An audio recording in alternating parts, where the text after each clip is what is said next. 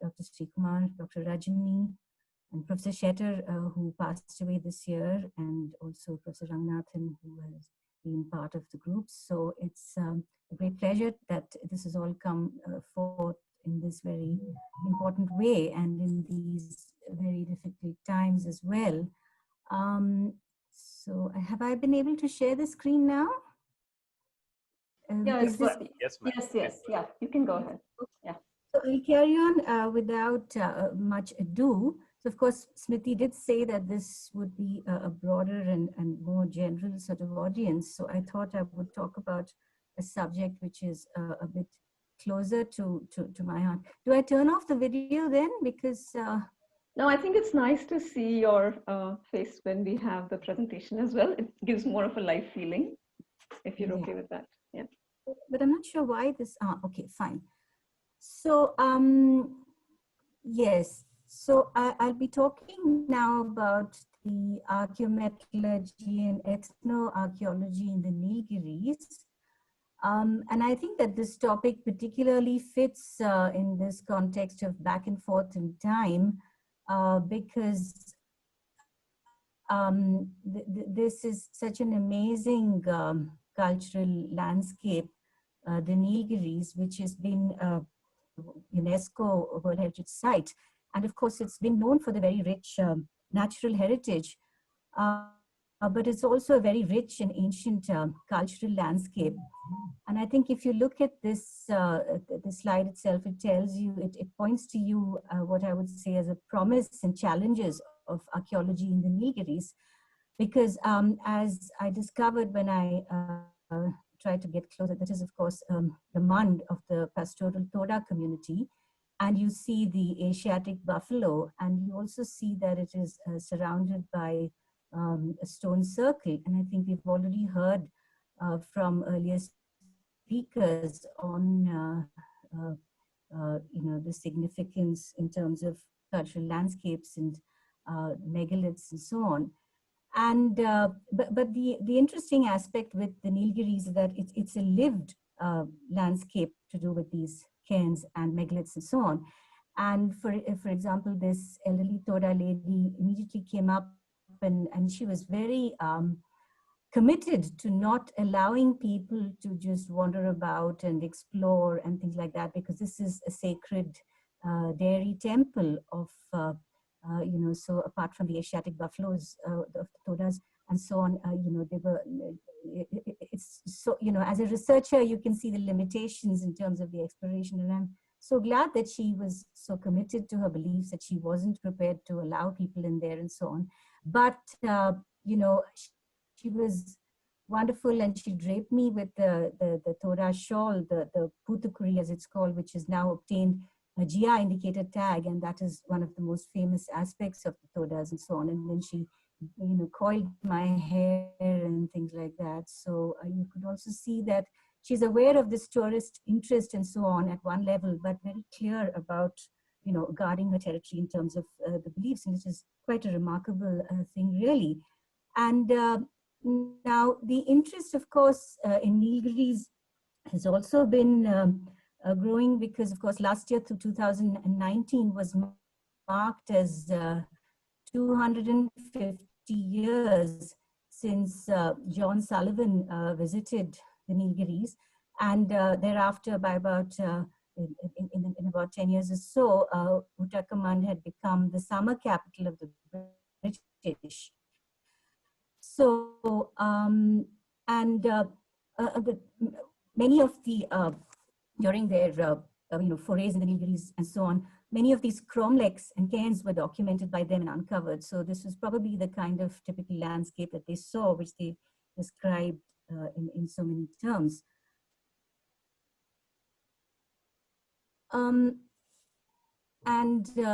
Of course, the Nilgiri biosphere is also home to several traditional communities.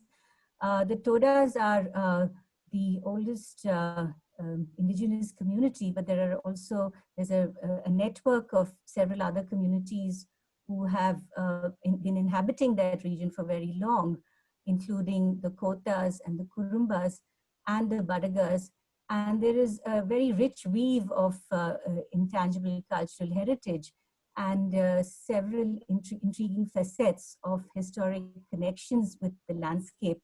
And of course, some of these are in danger of increasingly getting erased. Um, and so this just shows you that the map of the Toda landscape. And of course, Tarun Chabra has done a lot of very seminal work, and you can see to some extent the regions also mark out where some of these communities live. For instance, the Toranad, which is now corresponds more to Uti, Uttakamandar Uti as it's known, is where the Toda, the pastoral communities of the Todas live. And the Kotas are generally the craftspeople and the potters and blacksmiths. And so there is also the area of Kotagiri where quite a lot of the villages to do with the Kotas are to be found. And the Kurumbas were the hunter-gatherers and the honey-gatherers. And of course, some of the Kurumba communities you also find towards, the side of Gudalur and so on. And then there are the Badagas, who were probably one of the latest entrants into the Nilgiris, and they were also agriculturists who took over many of the plantations from the British. And there are also connections, since this seminar does touch upon links with Karnataka, and they speak, there's several words of Hale Kannada and so on. Oh, sorry, I've gone back to the slide. Let me just move forward.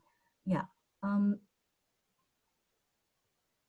Now, since this is a bit of a personal excursion for me, I must thank my family, especially in these times when we are kind of, socially distanced, and most of them are in Uti, my parents, and my mother-in-law also. And to also say that I should really thank also my husband, Digvijay, with whom I've made many explorations in the Nigris. And my mother, who is, since this has also been organized by INTAC, I should mention that my mother, Geeta Srinivasan, is also the INTAC convener in the Nilgiris, and she's a trustee of the UT Lit Fest, and you also see her with my father, Emma Srinivasan, in front of the Uti Flower Show, which unfortunately this year is not going ahead. And I should also mention my mother-in-law, Indumala, who's a writer and activist from the Nilgiris, who has translated several Badaga folk tales and such like. And she's seen there during a visit that we made to one of the kokals, or the traditional villages of the Kotas. And of course, below we are seen at one of the Mands, the Toda Mands. This is the Taranad Mand, along with the family. And you see the typical, the wagon vaulted or barrel-shaped roof of the Toda huts. I should probably speed along because I was told it's going to be quite, yes. So now coming to the case for the archaeometallurgical and ethnoarchaeological studies in the Nilgiris. So as the anthropologist Paul Hawkins has commented, the Nilgiris is one of the most intensely studied cultural ecosystems in one sense. And nevertheless, there are a lot of enigmas related to the history and the origins. And also, it's also quite interesting that there is actually quite a lot of rich material culture that has been unearthed in this region from the cairns and so on, but a lot of it in the latter part of the a lot of it in the 19th century and so on, and before proper excavations and so on had been conducted. So quite often they're not very, the contexts and all that have not been established very well, and there are finds of pottery, iron, bronze, and gold, and so on. And the sophistication of some of the finds had also led many scholars to suggest initially that the objects may have been imported. For example, Leshnik had suggested the imports from West Asia and so on. So, well, while I would not totally dismiss the possibilities of some external influences and contacts, so the purpose of the archaeometallurgical and ethnoarchaeological studies is to suggest that there are also significant prospects of the local traditions and long-standing local or regional manufacturing, which could also account for the finds of several of these important artifacts such as I'll touch upon the heightened bronze and gold finds, which are associated with this Iron Age megalithic, which of course one could, that's another debate about how best to describe them and so on. And briefly to mention that in this case, ethnoarchaeology also helps archaeologists to reconstruct the past and so that's what I've tried to do here, to try to explore the linkages between the rich material culture of the cairns and the living tradition. And I should also acknowledge in my studies the role of my former mentors at the Institute of Archaeology, Dr. Ian Glover, who passed away not so long ago, Dr. Nigel Seeley, and my colleagues there, Dr. Anna Bennett, and so on. So it has it's nice to have all of this coming together. Well, now in a way, the material culture of the Iron Age cairns of the Nilgiris represent one of the great enigmas of prehistory. And so these are some of the terracotta figurines from the Nilgiri cairns, and which I had photographed courtesy of Richard Blurton. And typically, of course, I mean, I'm not saying that these connections are really very meaningful when you're looking across, but since we are talking about going back and forth in time, it's interesting to note that some of the terracotta does call to mind some of the types that you do see going back to very archaic kind of depictions, like the that terracotta of which reminds one of something akin to what is typically called a mother goddess, going back to the Indus figurines. And also you see that one piece of terracotta there, which has something, a diadem and a beard. And I couldn't help being reminded of the bearded priest from Mohenjo-daro. And of course, his diadems are also reported in the South Indian Iron Age, going back to Adichanur and so on. Now, so I'll move on now to the some of the living traditions. And of course, the priests, for instance, the Kota priests also have this kind of bearded figures. And they're also, the Kotas, of course, as I said, are associated with many of the crafts. And there's also an interesting distinction there. The potters are the women and the men are the blacksmiths. And in this case, you see, this is in the Kollimalai village, and you see the blacksmith Kollan over there with the Kota priest, who himself was also interested in the reviving of blacksmithing and taking on the blacksmithy roles and so on. And the pottery is done by women amongst the Kotas, and you're looking at Rajeshwari here. And of course, it's not very clear how old the pottery tradition is here, because Paul Hawkins does point to a legend which maybe does not suggest such a old history and so on. But then we don't know how seriously or not one can take some of these myths and such like. And in general, of course, some of the traditions that they follow are generally the kind of thing that you would find in terms of archaic pottery. You see there the ancient Nilgiri pottery from the cairns in the British Museum, and some of the recent pottery which is made by Rajeshwari's family, which includes also these kind of little handmade pottery bits and all that. So you can, in a way, kind of sort of, you can imagine how it might connect to those shapes of figurines and so on that you saw from the Nilgiri cairns. And there's also wheel-turned pottery and such like. So now, just to come to this matter of the date of the Nilgiri material and so on, as you said, it probably needs much more systematic and ongoing excavations and such like.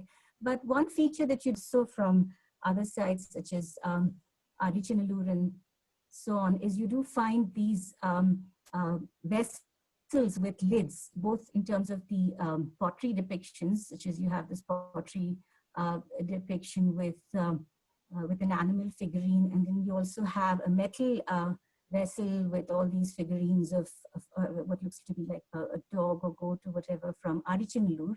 And on the other side, you also see some of the broken Nilgiri pottery with these finials, like there's this little one which might resemble a Toda buffalo and so on.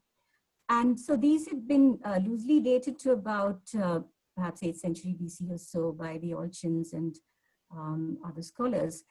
And there had been one excavation by Paul Hawkins in Paikara in the 70s. And of course, he gave a broad date from the mid to the late first millennium BC, and even continuing up to about 1000 CE, so that these kind of megalithic formations and so on, they do continue on to fairly quite late as far as his reading goes. And as I said, since there is this lived tradition where the Todas and the Kotas and the Kurumbas, all of them seem to live with some of all these stone formations all around them, so that there does seem to be some this aspect of living tradition there. But we do have some carbon dates for the Vidarbha megaliths in Maharashtra, which were excavated by Deo. And there was a carbon date of the 7th century BCE. And Mahajari also has a sort of similar finial with the lid with the finial, so that it's possible that this kind of material culture of pots and vessels and so on with finials did go back to perhaps the early or at least mid first millennium BCE. Now coming to the Nilgiri gold, whoops, I'm having these people, can somebody admit these? It's coming in the way of my, yeah, that's right. So now amongst the rich finds that you have from the Nilgiri cairns are the finds of gold. So the collection of bricks was divided between the Government Museum Chennai and the British Museum. And so this is now currently in the British Museum. And you can see this very well developed technique of granulation, which is basically microspheres of granules of gold, which adhere together in this spherical form due to the surface tension of the gold.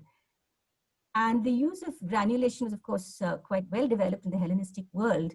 So that, I mean, this idea could come to mind as to whether these were exports from the Hellenistic world and such like. But you also see, for instance, there is that little ring or whatever made of what are called microbeads, perhaps.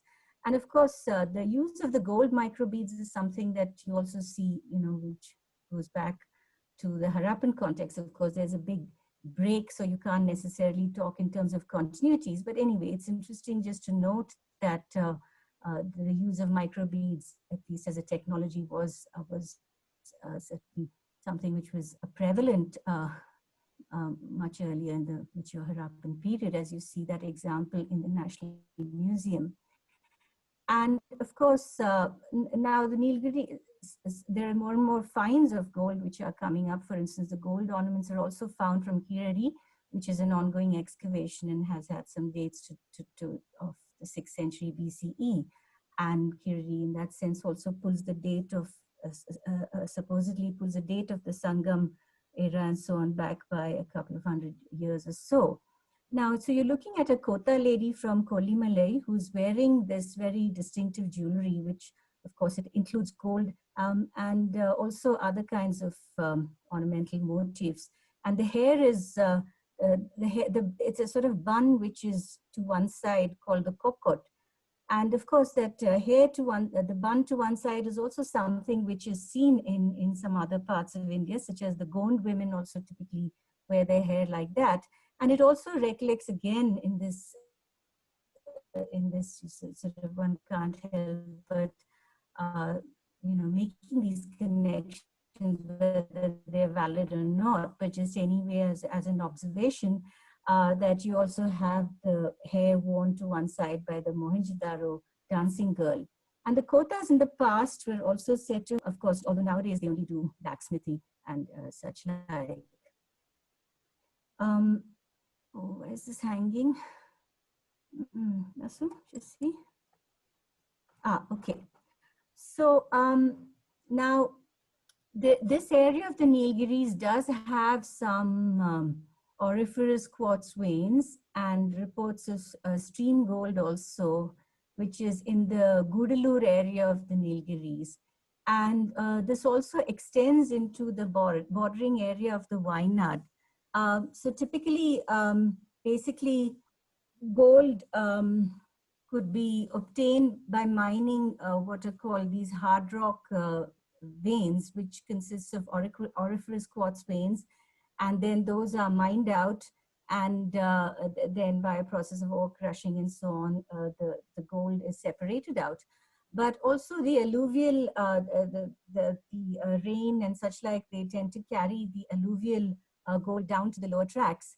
And so those could also be collected from the streams and so on, and that's called alluvial gold or stream gold and such like.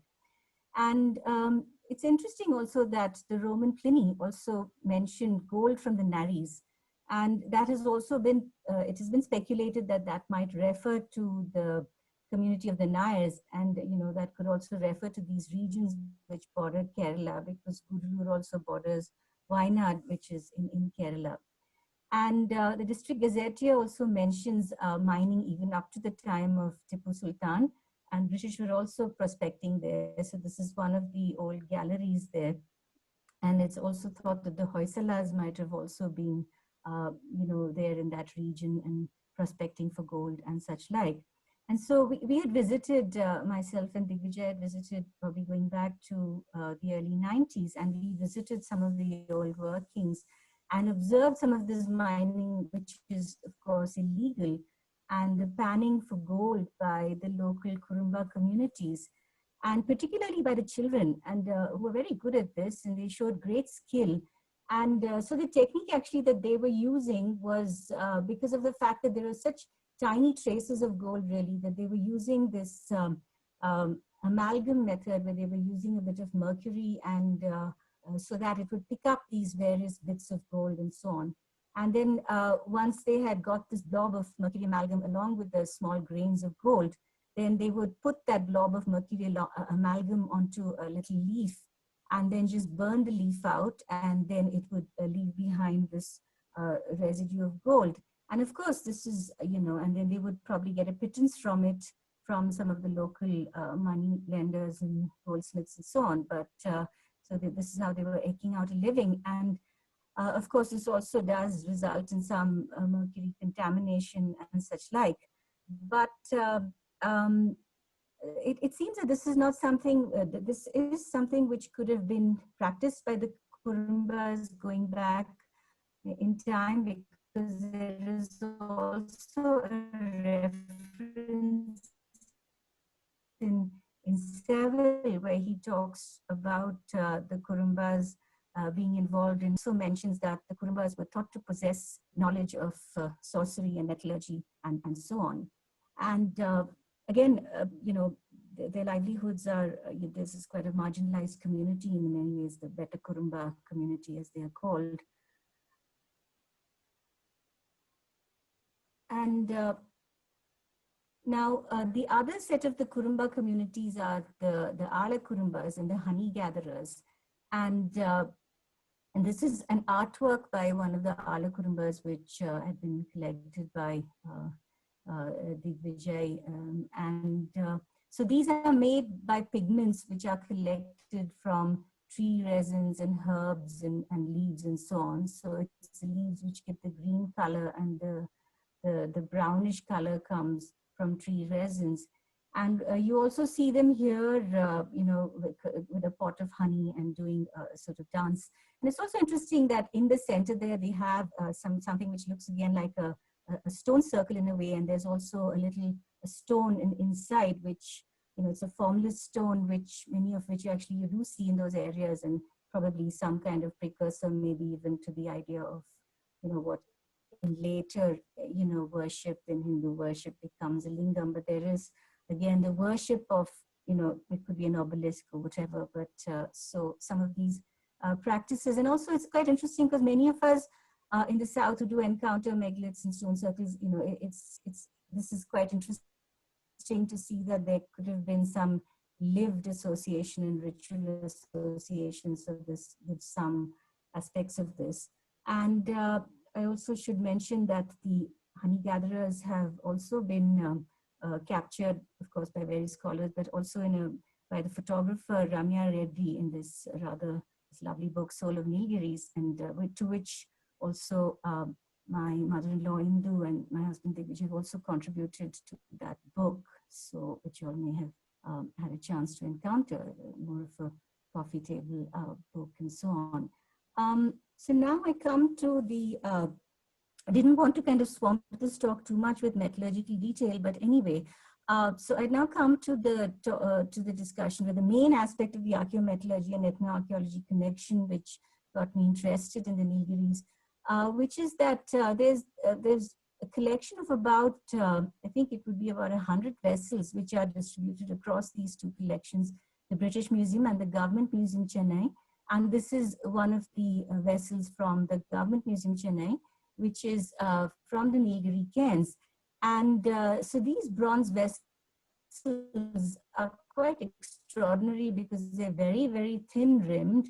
And in this case, you see these fluted shapes and so on. So this is why you see that they're considered to be quite sophisticated, and perhaps they seem a bit out of context in terms of what one might imagine in terms of the present day material culture in the Nilgiris. And so I had undertaken an analysis of this vessel and found that it is actually what we describe as a heightened beta bronze. Now you're looking at the copper tin phase diagram on the side. And typically, when you have an alloy of tin and copper, where the tin content is less than about 15% or so, that is an alpha solid casting, and those are typically what you see in the cast bronzes. And that was also one major part of my study, which I'm not touching upon here, the making of the Chola bronzes and so on, which were cast leaded bronzes. But in fact, as you keep adding tin to bronze, it actually gets more and more brittle. So that's not very ideal either, because as cast bronze with about 20% tin actually gets to be quite brittle. But what is happening when you get about 23% tin bronze is that when you heat it to a higher temperature, between about 650 to about 750 degrees centigrade, as you might be able to see in that particular window over there, then you get the formation of a beta phase, which is an intermetallic compound really, and it has a lot of properties which make it quite interesting because it is it's actually bronze by itself. As you keep adding tin, as I said, it gets brittle because as the bronze slow cools, there's the formation of the alpha plus delta eutectoid phase and the delta phase, which embrittles bronze. But at this particular temperature range, when the beta phase is formed, it's quite malleable. It can be worked to quite a considerable extent. It's really, really very thin, extraordinary rim thinness. And then you're able to quench, so they were able to forge this bronze at this temperature range to quite an extensive degree and then quench it. And then that quenching resulted in the retention of the plastic beta phase. And typically you're looking at the microstructure at the bottom. So what you see, that needle-like, the needle-like phase that you see, so that is the beta phase. And normally if it had been slow cool, you would not have seen that needle-like features in the microstructure, but it would have looked a bit different. Well, I didn't have didn't have time to put in a lot of the other slides of the metallurgical aspects. And you're also seeing here that the alpha islands with the annealing twins, showing that it had been quite extensively forged and then quenched. And so this also ranks amongst some of the most finely forged and earliest known such beta bronzes in antiquity. And that's a whole subject in itself, but I didn't want to go into it too much because then that takes up, as I said, it's a topic for another lecture really. But the point was that since there had been some speculation that these very fine vessels may have been made outside of India and so on, I was able to also identify a tradition in Kerala, which was practiced by the Kamalar, with the traditional bronzesmiths. And in fact, I would say that this has been since been found that the working of beta bronze is actually quite widespread across the Indian subcontinent. But in those days when we came across where such heightened bronze vessels were being made, or at least such extensively forged vessels. And though they have, well, again, I don't want to go into to that topic unless it comes up in the questions, because I was told I should restrict to 40 minutes. So, well, what I will say here is that, so unfortunately, though, this practice has almost died out of making these large vessels of, rotten quench heightened bronze, because it is quite labor intensive and they use these very massive hammers. And this was taking place in Parangari. And the microstructural analysis and the compositional analysis confirmed that this is hot forged and then quenched with the retention of this needle-like beta phase. And you can also see why this alloy was prized in antiquity, because when it is polished, it looks very brilliant and shiny, and then it also has tonalities and so on.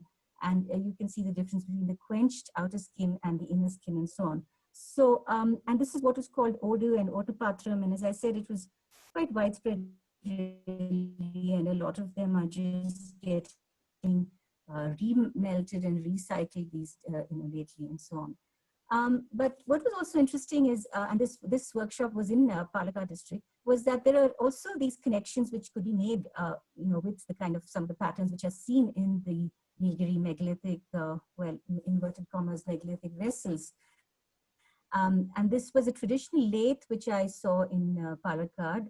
This is, of course, going back now to the 90s, where this lathe was fitted into the wall, and it had this, it's a hand-turned lathe, and you could fix the vessel into it and then make all these designs, and including these patterns of rings and so on at the base of the vessel. And that's also quite interesting, because when you look quite closely at some of these vessels, they also look like they might have been polished by a lathe and so on. So you could understand how they might have actually done this using a hand-turned lathe. And this is from the workshop of Kamal and Bhaskaran, who passed away, before I could do much more with him really in documentation. And this is another of these vessels, which is, of course, the knob-based vessels were also very well known. That is also from the Nilgiri cairns, and the fluted shapes and things like that. And so how that could have been achieved was if you put an anvil there, which which sort of hammered it around this central knob, because in this case, the knob is integral to the vessel. It's not been fitted on, things like that. So, so those alternate cycles of hammering and annealing was the way in which they worked these very remarkable vessels. But anyway, just to show that the surviving tradition, and coming back to the question of the ethnoarchaeology, so that to some extent helped to point out that we need not necessarily see these vessels as being imports from overseas and so on, but they could be seen as part of a long-standing regional tradition and so on. Now, what was also interesting was that then when I went back and I went around to some of the Toda communities and so on. So this is one of the dairy temples of the Todas, and this is in the Taranad Mand. And of course, the heightened bronze vessels are known as Odu in Tamil, but the word that they use for the vessel in Toda is Pautat and so on. And it seems that several of them are also collected by these communities in the Nilgiris, such as by the Todas for special functions. And in fact, this is what they call the dairy temple, which, as you can see, it has this typical thatched roof, and then some stones, and usually there's a buffalo, there's the motif of the Toda buffalo, the sacred buffalo, also in front of the temple, and then there are some stones and such like which mark it out. And so in his collection, and I've seen these in various other collections, and of course it's also interesting that now the Todas some of them have adapted a style of house which combines the traditional and the modern, because they still like that barrel vaulted kind of structure in terms of their living spaces. And so that particular house that you're looking at there, and there are a lot of these collections of, what are basically heightened bronze vessels, and they look quite similar to the kinds of finds that you also see, for instance, in the Chennai Museum and so on. And as I was mentioning that, so these actually seem to have been hoarded as well, and they also have this very bright luster and gold-like appearance. And it's also a relatively corrosion resistant alloy because of the fact that, when the beta phase is optimized, that doesn't corrode as readily as, for instance, if you were to take brass, then you have the problem of formation of verdigris and so on. So, and tin generally tends to be non-toxic and things like that. So, for instance, there's a photograph that Tarun Chabra publishes where he shows there's a lady in one of the Toda elders with one of these vessels with honey and so on, and some others with butter and things like that. So this seems to have been quite widely used in a way. And of course, since the Todas, the reason why, of course, these such vessels might have come up via the Palghat Pass from Kerala there.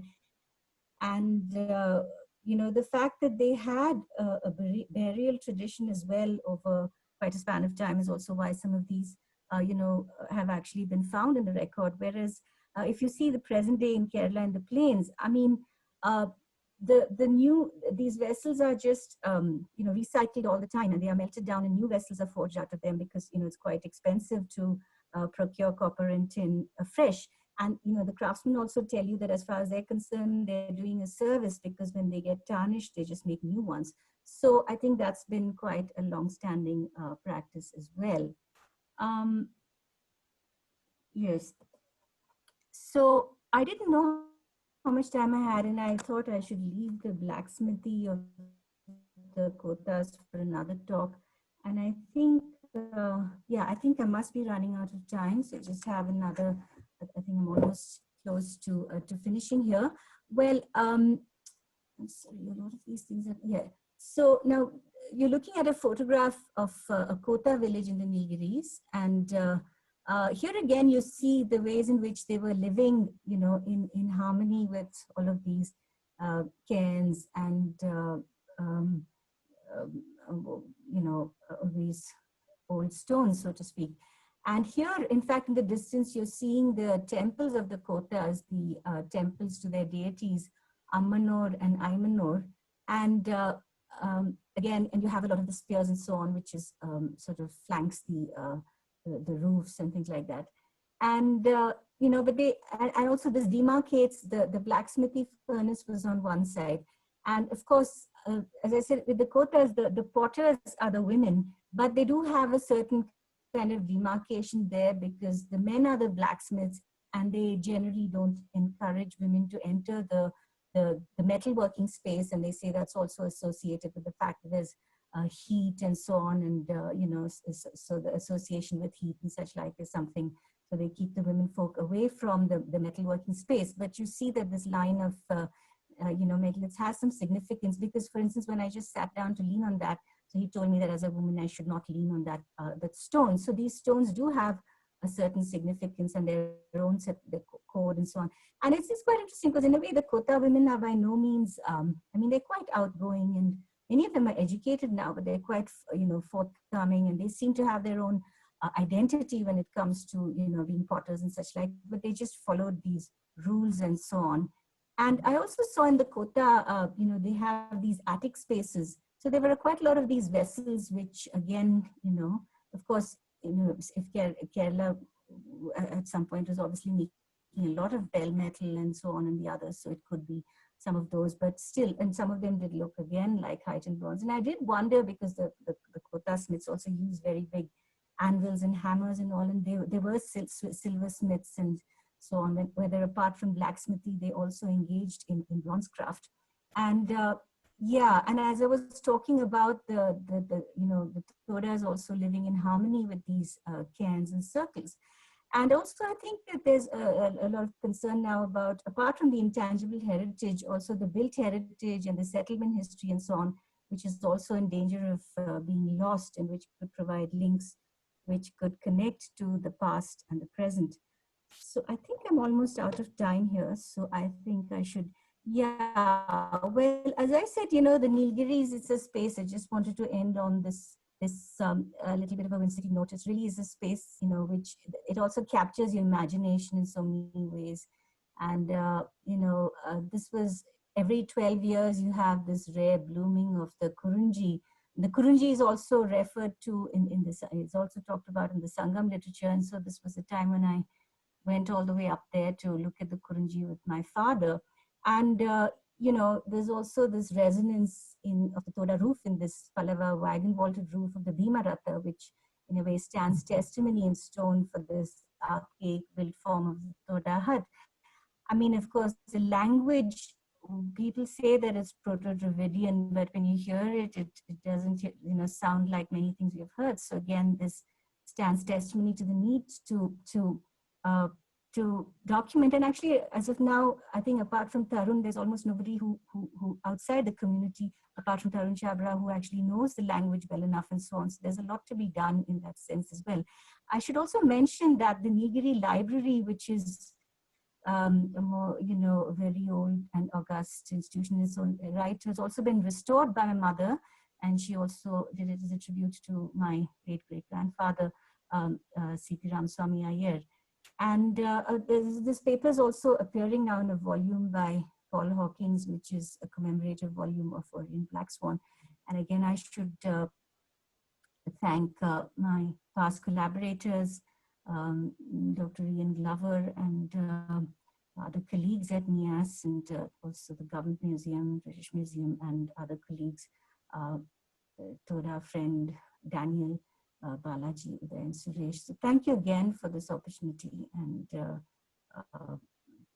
all my other friends and colleagues. And over to you, Mira.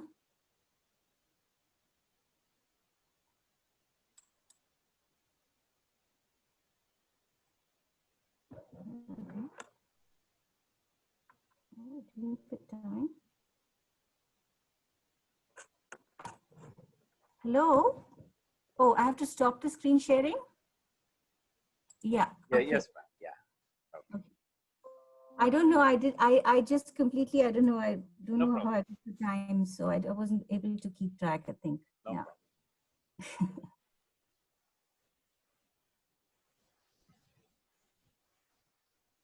Priti? So I think is Mira not able to? She must try? Let me just check.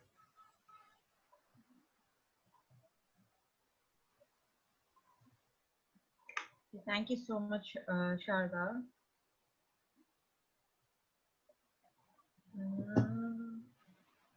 Should I start off by asking some of the questions? If you have the questions, please go ahead, Smriti. Okay. Yeah. So, could you tell me how much time you have so I know how long or not the answer should be, because I wasn't able to. We have about half an hour.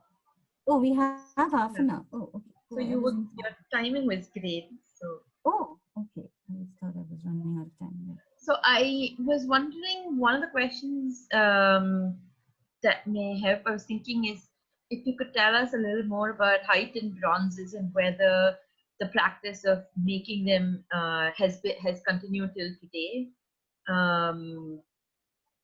Yeah. Yeah, well, so I didn't actually put more of that in because I thought I've given so many metallurgy talks really, and I didn't know what sort of audience this would really kind of. So the significance of, I think, these finds to do with heightened bronzes that now we also had, it's not as though the Indian subcontinent was the only place where you have the finds of heightened bronze.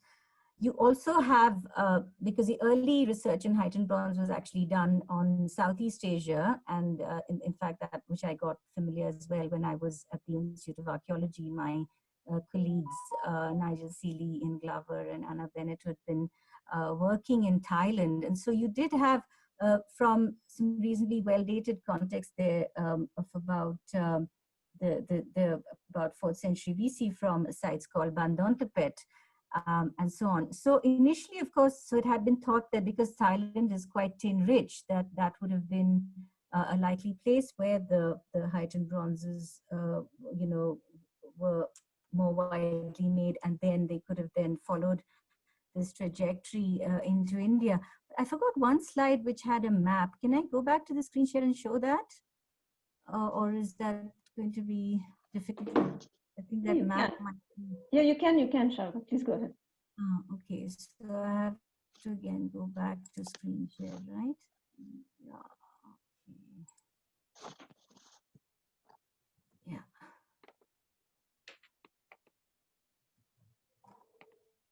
Okay.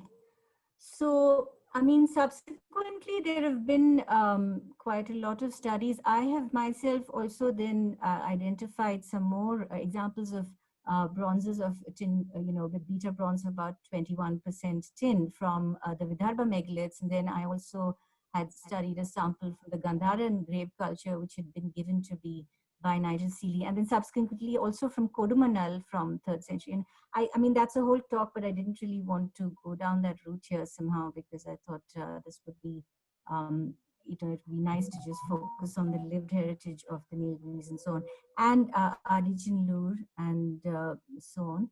And thereafter, and then there have also been finds from Bengal, but more, I think those have more of, I think, 19% or 20%. And then we've talked about the Thai sites, of course, Bandontapet and Khao Sam Kyo and such like. But I would say one thing that did seem to me rather distinct is that the Thai examples seem to be more, what I would say, kind of lightly cast and then quenched. They don't seem to have such an extensive, matrix which suggests very extensive hot forging, as you see in some of the South Indian examples, even from the metallurgical studies, and also from what I actually observed in Kerala, that way of, and even at that time, late Nigel Seeley, who looked at it, also tended to agree with me that there seems to be a lot more of this hot forging and practice in the South Indian examples also, and those compositions also tending towards optimizing the beta phase with about 20% in. So I don't know whether that is a technical difference there, but also, so on balance, because, and the dates of the Indian material also, like the Gandharan grave culture, they again tend to the earlier part of the first millennium BC. So now it's possible that actually this tradition had already been established quite well in the Indian subcontinent, then perhaps moved to Thailand, but we don't know. I mean, until I suppose there, I mean, but that possibility cannot be ruled out. It could as well be the other way, but anyway, the possibility remains that it moved from India. And the other reason why that might be so is because some of the examples in Thailand, for instance, in Khao Sam Kyo, they are these decorated vessels and so on, and they seem to show some Indian sort of figures and things like that. So anyway, that really deserves a separate talk, I think, to look at and the comparisons with the usual in India. For instance, there is also the vase, the Kuli vase, which is another decorated item bronze with figures and so on, which is also in the British Museum. So for instance, some of the researchers like Glauer and Shahnaz Hussain have talked about how some of these decorated item bronzes could have also come from India, and Bennett and Glover and so on. So anyway, I do have some further observations on that, and also some connections, I think, also with some material I've been looking at from Kodumanal and so on, but I'd like to save that for a paper because I think the webinar has another problem, because earlier we would publish in papers and now we put it out in a webinar, and then, so, I don't know how this is going to pan out for us in academia in future, because whether there's going to be any relevance of publishing, academic publishing anymore, that's another question, I think. Yeah. Anyway. So Sharada, there's a question from, two questions from Guganesh and Ilavarasan. So his first question is, why do you think the Toda's silver carat screw is unique? I don't know what that is. I assume you do. Sorry?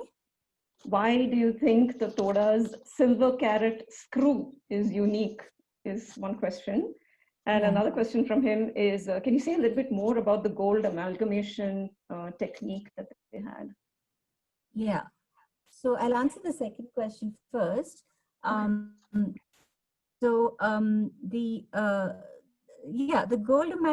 gold forms an amalgam quite easily with mercury. And as I was saying, that when you're actually trying to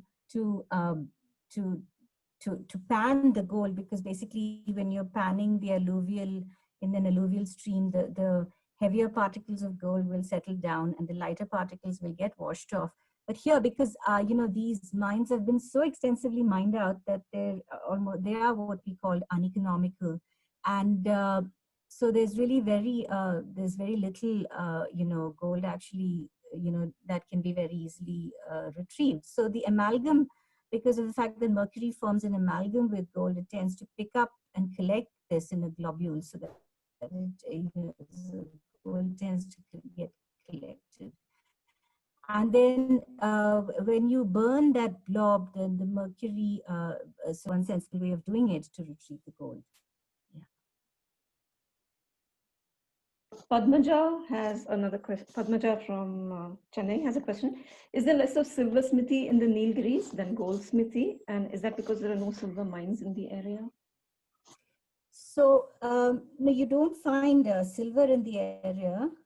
You do find, but on the other hand, I mean, those are auriferous quartz reefs, but at the same time, it's not that, there is this tradition that there was silversmithy, and because at least that's what the quotas were supposed to have been, both goldsmiths and silversmiths. But you don't find that kind of evidence right there for silver mines. Probably the silver would have occurred more in near lead zinc deposits, and you do have some of those lead zinc deposits in the Andhra and so on.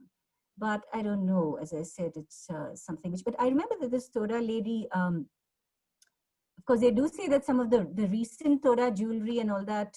Of course, now there are a lot of other kinds of imitations and all, but some of the lady that I showed right in the beginning, she did have some what probably were more genuine pieces of Toda jewelry and such like with her. So again, but there's a lot of need for further study and combining all these various approaches, I guess, which just proves the point. So kind of linked to what you just said is a question from Sonal Karanjikar. She's asking, how was inland trade of this region with respect to the crafts that you mentioned? And was there any link to Indo-Roman trade as well? Well, actually, yeah, now, while I was mentioning the silver, I should also mention that, yes, there is evidence also for Shatavahana silver from the Agnikundala region. I did do some lead isotope analysis, and there was some fit there with the silver mines from Agnikundala. I mean, rather the silver, some Shatavahana silver fitted the lead isotope ratios of mines from Agnikundala. So what was the question? I'm getting a bit sidetracked there, thinking about that one. You asked about the Indo-Roman. Actually, there is actually some reports of a find of a Roman coin in one of the cairns and things like that. So it's not ruled out. I mean, and that there were, because again, as I said, there is perhaps, you could say that some of the gold jewelry does, is that Hellenistic influence or not? I don't know. So how far you can take all of this, but there is a find of a Roman coin, so it's possible that there was some. We don't know. I suppose we need to do more of excavations and so on. But although whether this period that we're talking about, again, it's quite a broad period. But certainly, if you're looking at Kerala, there is Indo-Roman contact there, the Muziris, also some of the other sites and so on. So that's again a very vast topic. But yeah, so these are all the kinds of things that some of more archaeology, systematic archaeology in the region would help to uncover and so on. Okay. Archit Murthy wants to know if the communities there are comfortable with people visiting and learning about them, not for academic interest, but just for their own interest. So, yeah. Did you say, are they comfortable about people coming and visiting them and learning about them? Yeah. So, I mean, I think it's a mixed thing, because to some extent the fact that my husband has had some Nigris associations, I did, for instance, we went to the Kota village, the fact that he is a Badaga, I think that did their comfort level to go and talk to them and so on. But I mean, of course, now they're all quite educated, at least the Kotas and things like that. So that's not a problem. But as I noticed, like for instance, that elderly Toda lady was quite, clear that people should not just go prowling around and things like that. So, as archaeologists, and which is just fair enough, So they would like to keep their sacred spaces and things like that. So yes, you do need to build a relationship and so on, so with the communities. And of course, some of the Keystones Foundation and all of those are doing some of these things also. But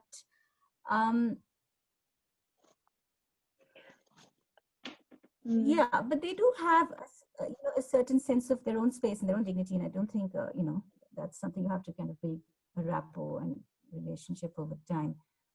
Even I've noticed the Kota priests and so on. They would talk to you and they would engage with you, and actually many of them are actually quite well read and educated in English and so on. But it's not like they're they're fawning over you or fawning over tourists or whatever. In that sense, if they come up to them, then that's that's okay. There is a certain inherent, I don't know, it's very interesting. They have their own sense of who they are, which is really what it's quite wonderful. You don't find that they are, you don't think of them as, there's a certain, I don't know, a sense of certain sophistication about the, communities and everything, which is, I don't know, it just strikes me that they, it would not be like typically we're okay for tourism, and, in any kind of,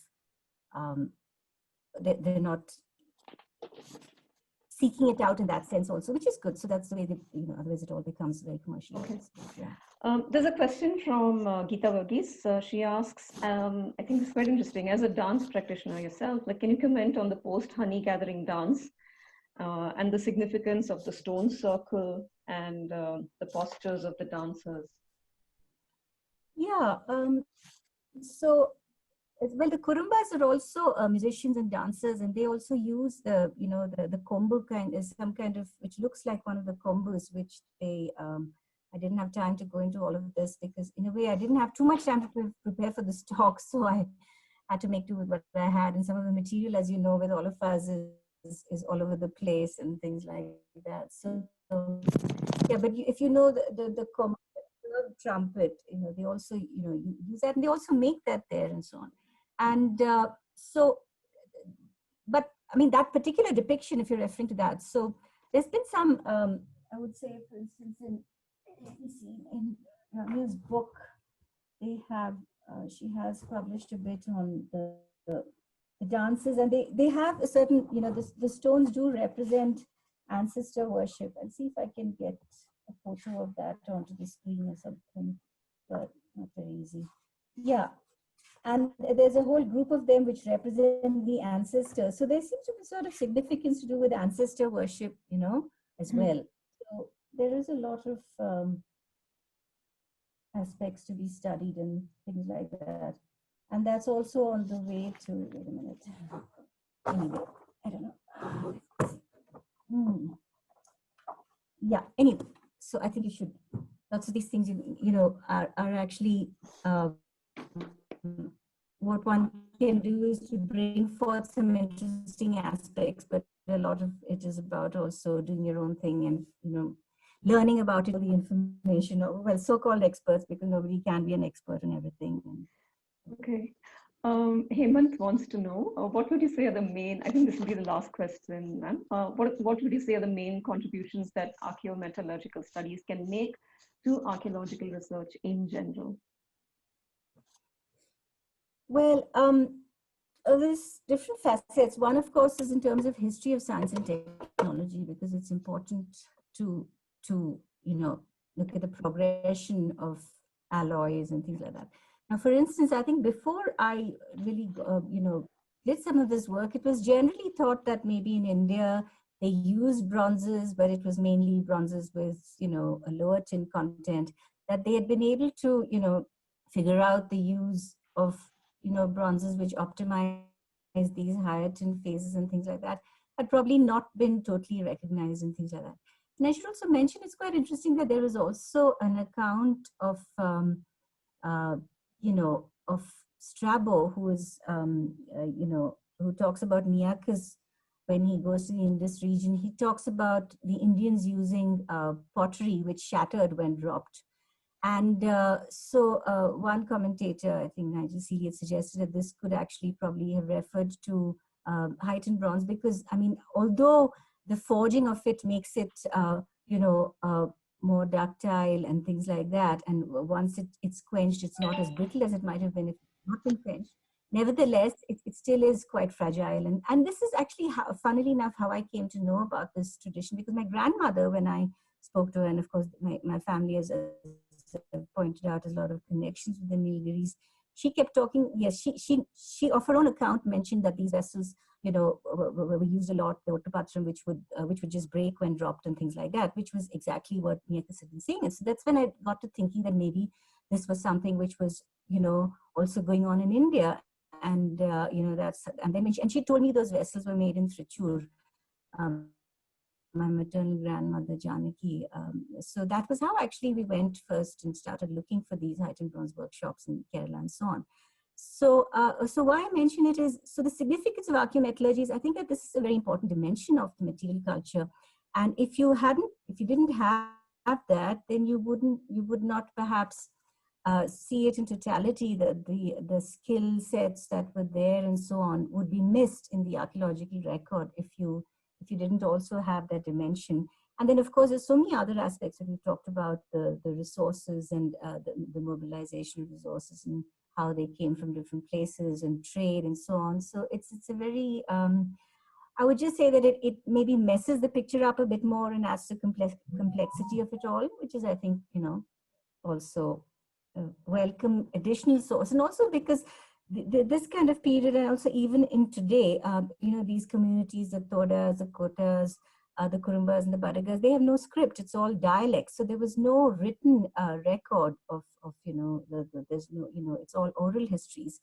And that can be said, I suppose, of a lot of communities in India. So in the absence of any written records, so the study of the artifact itself and what it can tell you from the technical studies and so on is also important. It gives you another dimension, to add to the picture and so on. So that's another very important purpose, I guess.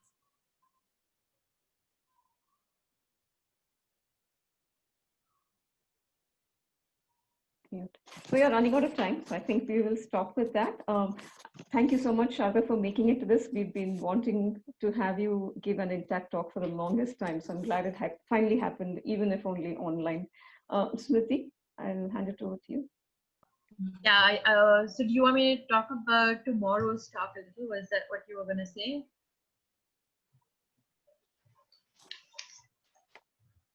Okay, so I think that's what she was saying. But thank you so much, Sharada.